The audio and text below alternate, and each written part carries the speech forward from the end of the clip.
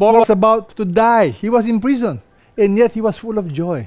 Because Paul is somebody who is not a hypocrite. He practiced what he preaches. He's saying, practice these things. What are these things? All of the above. Rejoicing. Don't worry. Keep praying. Dwell on these things. He said, finally. So Paul wants us to practice. He wants the Philippians to practice. Why? Because it is by practicing that this becomes a habit. And many Christians have a bad habit of mental health. You always think of negatives. You always focus on the problems. You focus on doubting the promises of God. He's saying, change it.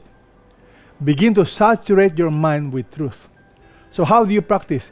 Every time you have negative emotions, you must stop and ask yourself, why am I feeling bad? You see, emotions are triggers. Negative emotions is a reminder you are not thinking right. So make it a habit. And the Bible says, practice these things. Notice the promised blessing. And the God of peace, you will experience the very presence of God, the intimacy of God, the joy of God, the peace of God. And it's all yours. It's given. But you have to assume responsibility. And that responsibility, nobody can take your place. You have to think right. And how do you think right? You have to be aware there's a battle. You have to be discerning. And you have to know the truth.